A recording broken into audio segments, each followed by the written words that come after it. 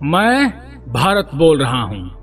प्राचीन काल में मुझे जम्बूद्वीप और आर्यावर्त के नाम से भी जाना जाता था।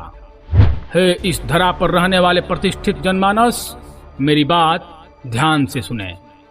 हिंदुकुश पर्वत से हिमालय तक और हिमालय से हिंद महासागर तक के भूमंडल पर रहने वाले लोग मेरी ही सभ्यता और संस्कृति के अंग हैं। भले ही विगत वर्षों में कुछ लोगों ने बाहरी आक्रमणों के प्रभाव से अपनी विचारधाराएं और मजहब बदल ली, लेकिन मैं इस बात का साक्षी हूं कि ये सब लोग सनातनी ही थे। वैदिक हवन कुंडों से निकले हुए पवित्र धुओं और मंत्रों के उच्चारण से मैं धन्य होता आया हूं। मेरा जन्म वेदों की ऋचाओं से हुआ है। ऋषियों के आश्रम में पल बढ़कर मैं शिक्षित हुआ और युग पुरुषों का उंगली पकड़कर मेरा विकास हुआ है। लोग पूछते हैं कि सिंधु घाटी सभ्यता को तो 3500 साल ही हुए हैं, फिर मैं 20,000 वर्षों के इतिहास का दावा कैसे करता हूँ। मैं क्या बताऊं ऐसे इतिहासकारों को जो मुझे सिर्फ सिंधु घाटी सभ्यता से ही जोड़कर देखते हैं। 3500 साल पहले का अवशेष तो उन्हें दिखता है, लेकिन 5000 वर्ष पूर्व कुरुक्षेत्र में शस्त्र त्याग चुके अर्जुन को गीता का ज्ञान देते कृष्ण दिखाई नहीं देते।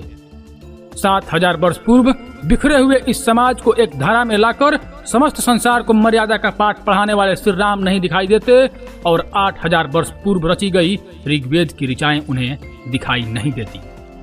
इसलिए हे 21वीं सदी की नवयुवक पीढ़ियां, आज मानचित्र पर जैसा तुम देखते हो ऐसा नहीं हूं मैं अनेक टुकड़ों में कटा हुआ था, जनपदों और गणराज्यों में बटा हुआ था।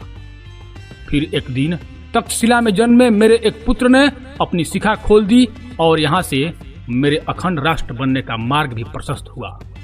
खंड खंड बिखरे हुए मेरे अंग एक ध्वज के तले आ गए। हाँ, मैं भारत बोल रहा हूँ। चाणक्य और चंद्रगुप्त ने मुझे बिहार से बलूचिस्तान और कश्मीर से कंधार तक फैला दिया। मैं अपनी दोनों भुजाओं का विस्तार देखकर प्रसन्न हो रहा था, लेकिन अपने दादा चंद्रगुप्त मौर्य के नक्शे पर चलते हुए अशोक ने मेरे बाजुओं को तक्षशिला से ईरान तक खोल दिया। भौगोलिक और ऐतिहासिक दोनों रूपों से मेरा विस्तार पूरे विश्व को अचंभित कर रहा था। विक्रमादित्य और गुप्त वंश के मेरे पुत्रों ने तो मुझे अकंटक सा बना दिया। मैं नालंदा और तक्षशिला के बल पर समस्त संसार में शिक्षा, संसाधन और शांति का केंद्र बिंदु बन गया। लोग मुझे अनायास ही पूजने लगे। मैं विश्व गुरु बन चुका था। इसलिए सुनो लोगों, एक तरफ मेरे हाथों में चमकती हुई तलवारें लहरा रही थी तो दूसरी ओर मेरे गले से बुद्ध और महावीर की वाणी निरंतर गूंज रही थी, जिससे समग्र विश्व दीप्यमान हो रहा था। फिर कई सदियां बीत गई। मैं समय के इस धरातल पर कभी दौड़ा, कभी चला, कभी घुटनों के बल रेंगा, लेकिन रुका कभी नहीं, क्योंकि मुझे श्री कृष्ण के वचन हमेशा याद रहे। कृतम में दक्षिणे हस्ते, जयो में सभ्य आहितः। अर्थात यदि मैं सीधे हाथ से कर्म करूंगा तो मेरे उल्टे हाथ में विजय अवश्य होगी। श्री कृष्ण द्वारा प्रदत्त कर्मयोग के सिद्धांत पर चलता हुआ मैं वैभव और संपदा के शिखर पर जा पहुंचा। मुझे सोने की चिड़िया कहा जाने लगा। मेरी चमक सुदूर देशों में बैठे लुटेरों और आक्रमणकारियों को लुभाने लगी। अरब, तुर्क, तैमूर, मंगोल घोड़ों पे चढ़ के धूल उड़ाते हुए आए और मेरे मंदिरों का सोना चुरा ले गए। मेरे ग्रंथ जला दिए, मेरा इतिहास छिन्न भिन्न कर दिए। अनगिनत घावों ने मेरे बदन को विचलित सा कर दिया। मैं गैर मुल्क के तलवारों का चोट खाता रहा और अतिथि देवो भवः दोहराता रहा। मेरी यही शांति प्रियता 7 समुद्र पार से आए हुए अंग्रेजी सौदागरों के लिए वरदान बन गई।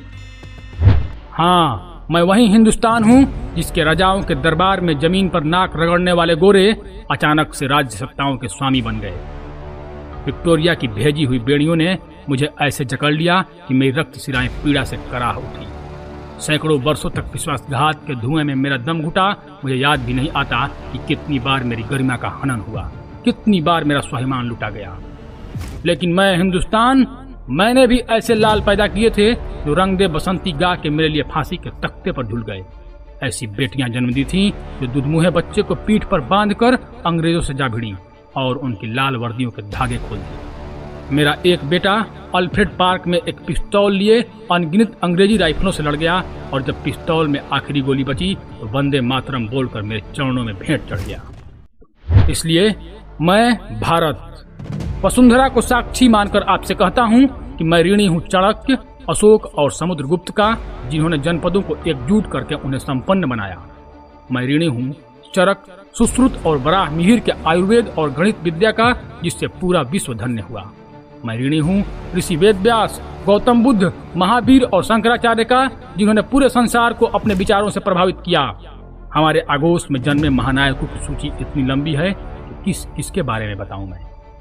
हाँ, मैं भारत बोल रहा हूँ, जिसके गोद में जन्मे पृथ्वीराज चौहान, महाराणा प्रताप, गुरु गोविंद सिंह और वीर शिवाजी ने अपने वीरता और स्वाभिमान का लोहा मनवाया।